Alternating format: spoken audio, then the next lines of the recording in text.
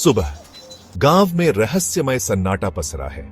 हवेली की घटना के बाद समूह रमेश चौधरी को बांधकर बाहर एक सुरक्षित स्थान पर ले जाता है।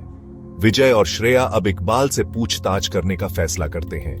इकबाल एक पुराना गाइड है जो गांव के बारे में गहराई से जानता है। इकबाल चौपाल में बैठा हुआ है, चुपचाप चाय पीते हुए। श्रेया और विजय उसके पास जाते हैं। इकबाल, तुम्हें गांव के हर कोने के बारे में पता है, हमें सच बताओ। स्याही तालाब, ये बलिदान और चौधरी परिवार के कनेक्शन का मतलब क्या है?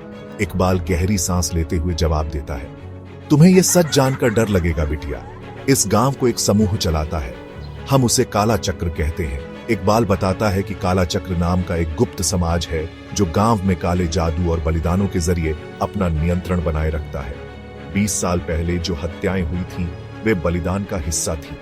हर बलिदान से गांव पर काले जादू की शक्ति बनी रहती है। जो भी इस समूह के खिलाफ गया वो गायब हो गया या मारा गया। क्या रमेश चौधरी काला चक्र का हिस्सा है? वो सिर्फ एक मोहरा है, असली नेता हमेशा छिपे रहते हैं। दोपहर इकबाल से बात करने के बाद समूह को पता चलता है कि रघु, जो गांव के रहस्यों का अहम गवाह है, अचानक गायब हो गया है। वो सुबह यहीं था, उसने कहा था कि वो तालाब की तरफ जा रहा है। ये सब कुछ बड़ा गड़बड़ हो रहा है, हमें तुरंत उसे ढूंढना होगा। समूह रघु को ढूंढने के लिए गांव के बाहर जंगलों में जाता है। वहां उन्हें संघर्ष के संकेत मिलते हैं, झाड़ियों में टूटी हुई चप्पल और खून के छींटे।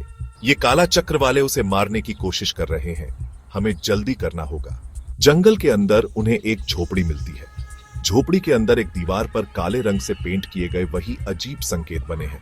ये वही संकेत हैं जो तिजोरी और हवेली में देखे थे। झोपड़ी में उन्हें रघु का टूटा हुआ फोन मिलता है। मैं खुद कभी काला चक्र का हिस्सा था। उन्होंने मुझे इस गांव पर नजर रखने के लिए कहा था।